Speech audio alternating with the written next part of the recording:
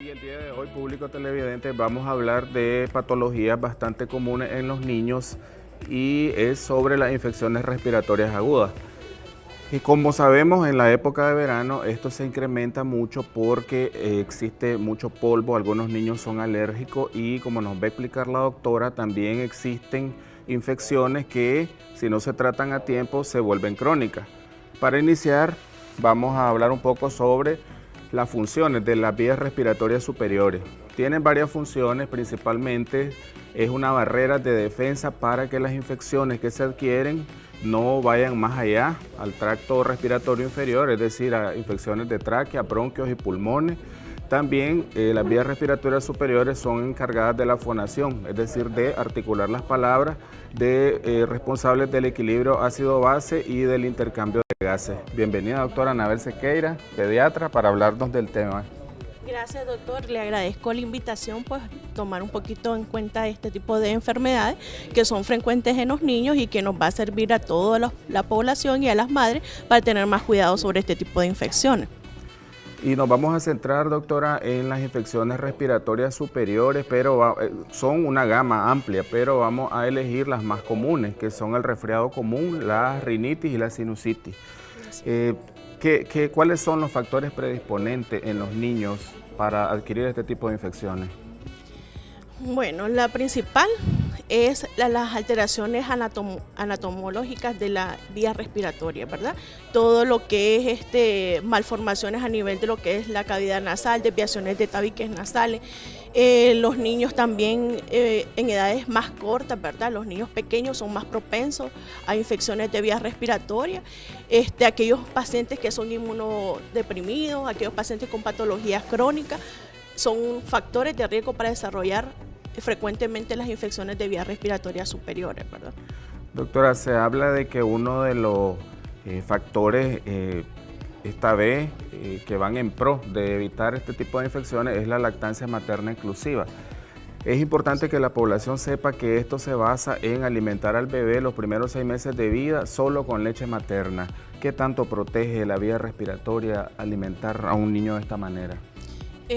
Obviamente tiene muchísima razón, doctor, el alimentar con lactancia materna, esto proporciona inmunoglobulinas al sistema inmunológico que prácticamente son defensas que la mamá le transmite al bebé, por ende se va a proteger contra virus, que son los principales agentes causales de estos tipos de enfermedades, y va a proporcionar pues que el niño sea tenga un sistema inmunológico más maduro y menos infecciones respiratorias recurrentes. Ahora, otro de los factores de riesgo asociados a infecciones respiratorias superiores son el reflujo gastroesofágico. Sabemos muy bien que lactancia materna, al dar lactancia materna, esto ayuda a disminuir lo que es el reflujo gastroesofágico, por ende pues no vamos a tener presente este tipo de enfermedades si lactamos, ¿verdad? Si estamos dando lactancia materna en los primeros 6 meses de vida del bebé. También se habla, doctora, que dentro de los factores predisponentes están las malformaciones congénitas a nivel de la vía respiratoria. Dentro de ellas, ¿cuáles son las más comunes? Las más comunes tenemos los pólipos nasales, doctor, es una de las más comunes, las desviaciones de los tabiques nasales, aquellos pacientes que han sufrido traumas, ¿verdad? Que hay desviaciones septales, aquellos pacientes que tienen otras patologías, ¿verdad? Como fibrosis quística, son otras enfermedades, pero las más frecuentes son los pólipos nasales en nuestros niños. Es importante también, doctora, que la población quede clara de que no toda infección respiratoria amerita antibiótico, porque muchas veces las mamás cuando van al pediatra y él no les receta algún tipo de antibiótico, entonces ya piensan que está mal atendido y se automedican. Sabemos que en la mayoría de los casos, como usted lo ha dicho, la etiología es viral, el rinovirus es el principal virus y que los niños pueden tener hasta 6 episodios de infecciones respiratorias en un año. ¿Cuáles son los principales síntomas que anuncian que hay una infección de vías superiores? Entonces, doctor, Hay que destacar, ¿verdad?, como usted mencionaba, de que no todas las infecciones respiratorias superiores son causadas por agentes etiológicos bacterianos, ¿verdad? Sí existen agentes etiológicos bacterianos, pero los más frecuentes son virales. Por ende, las infecciones virales no necesitan antibióticos y esto es importante recalcarlo. En las consultas diarias, siempre las mamás, cuando es un resfriado común, te dice: ¿y no me va a mandar antibiótico, doctora? No es necesario el antibiótico en los procesos respiratorios de vías superiores de origen virales.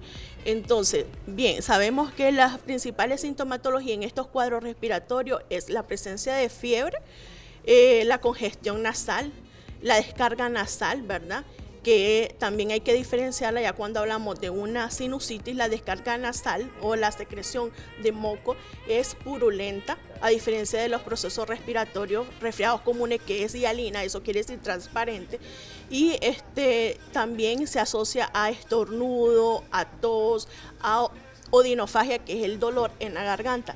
Muchas veces las mamás llegan a la consulta diciendo: mi hijo tiene dolor de garganta. Pero no tiene nada, señora, lo que tiene es un proceso respiratorio viral. Entonces te refieren: y no me le va a mandar antibiótico porque dice que le duele la garganta. No necesitan antibióticos los niños.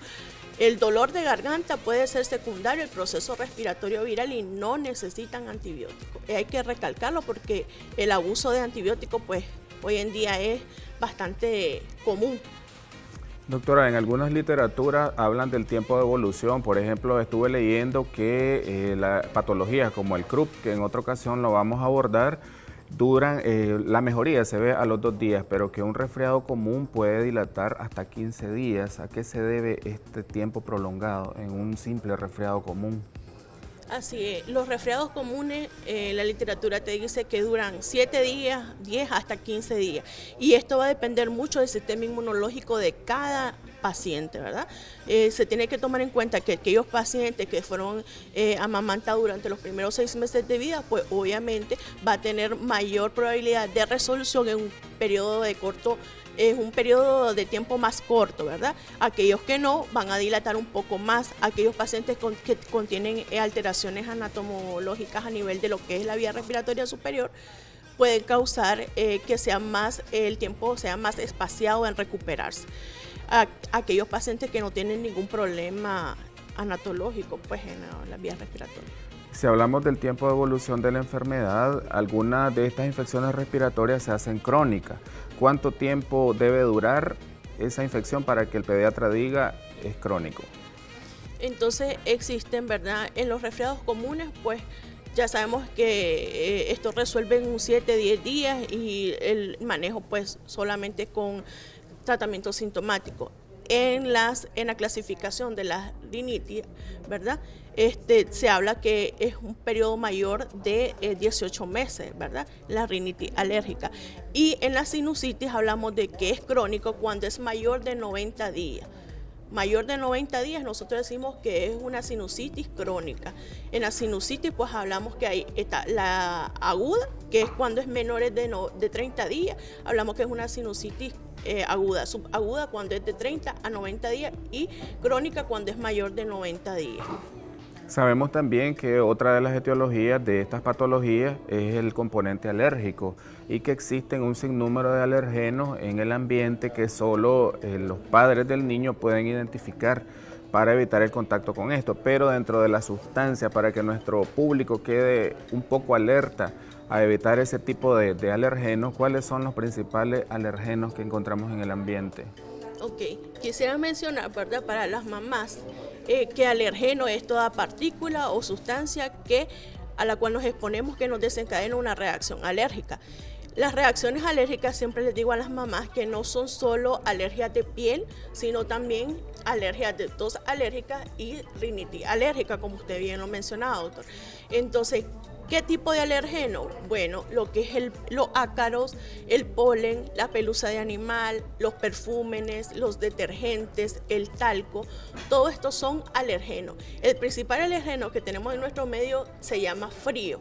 Entonces, los cambios de clima brusco que nosotros tenemos en nuestro país, eso genera, ¿verdad?, que se presenten este tipo de alergia. Y a veces las mamás vienen a la consulta y te refieren cuándo es que es un resfriado común y cuándo puedo decir que es una rinitis alérgica, porque se da bastante. A veces no logran saber cuándo es. Las rinitis alérgicas, doctor, no dan fiebre. Esa es la característica que puede diferenciar usted de una rinitis de un resfriado común. Las rinitis no dan fiebre, pero sí dan congestión nasal, igual que el resfriado común, sí dan estornudos, sí dan picor nasal, ¿verdad? Y puede dar inclusive tos.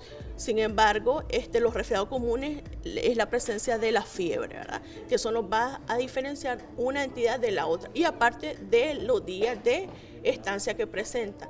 Y en las rinitis resuelven con mucha facilidad con los antihistamínicos y separar al paciente de lo que es el alergeno, ¿verdad?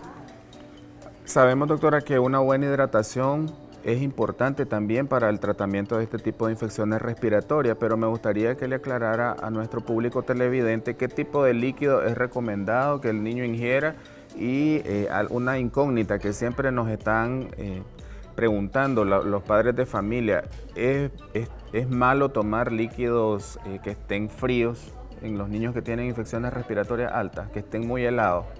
No es cierto.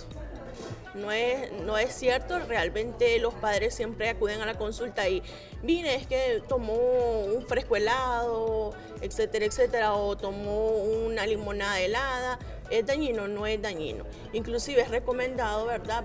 La hidratación, como usted mencionaba, bastantes líquidos, suero, frescos de limonada, naranjada, porque contiene vitamina C. Al contener vitamina C, esto ayuda a mejorar el proceso respiratorio de vías superiores. Entonces, por ende, el paciente, el periodo de tiempo de la enfermedad se va a reducir, ¿verdad? A la ingesta de vitamina C, que con facilidad nosotros la adquirimos en limonadas, naranjadas, las mandarinas, ¿verdad? Todo lo que son cítricos. La vitamina C, ahorita que la menciona, es algo que nosotros vamos a incluir en el tratamiento de la infección respiratoria aguda o también podemos prescribirla como un preventivo de ellas. Preventivo. Realmente es un preventivo. Nosotros no mandamos en infecciones de vías respiratorias superiores como tal vitamina C, pero sí enviamos a que el paciente ingiera, inclusive posterior a la enfermedad, le decimos a la mamá que procure estar dando este tipo de fresco o vitamina C para que el niño no recaiga nuevamente en este tipo de infecciones. En lo que respecta a los medios diagnósticos, sabemos que lo principal es el examen físico y la historia clínica, pero algunos métodos auxiliares de diagnóstico, ¿cuáles serían en estos casos? Bien, primero, como usted mencionó, historia clínica, examen físico. Es importante para el paciente y para que obtener una información adecuada.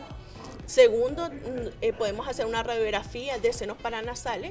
Esto nos va a descartar, ¿verdad?, lo que es la sinusitis, las rinitis, ¿verdad?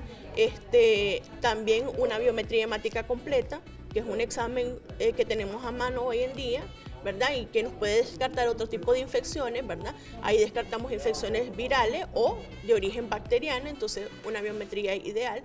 Aquellos pacientes que inician primeramente fiebre, porque la fiebre se presenta en los primeros 3 días de la enfermedad y posteriormente se da el cuadro florido del proceso respiratorio, uno tiene que estar alerta y enviar un examen de orina también para descartar infecciones de vías urinarias, porque recordemos que el primer síntoma es la fiebre y todavía no está claro hasta que se desarrollen los síntomas como tal, que son después de 3 días.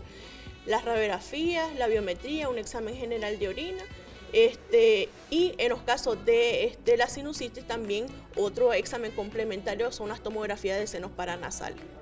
Excelente, doctora, gracias por haber venido a la revista y queríamos saber sus números de contacto y dónde podemos localizarla. Ok, mi número de contacto es el 8819-4089 y estamos ubicados donde fue el Cine Cabrera, 2 cuadras abajo, sobre la calle 27 de Mayo. Ahí estamos para servirles cualquier consulta, podemos escribirnos y pues... Gracias, amigos televidentes, y ya saben que tenemos a la disposición a nuestra pediatra Anabel Sequeira. Les saludó el doctor Francisco Méndez y pasamos al otro lado del estudio con más variedad en su revista Primera Hora.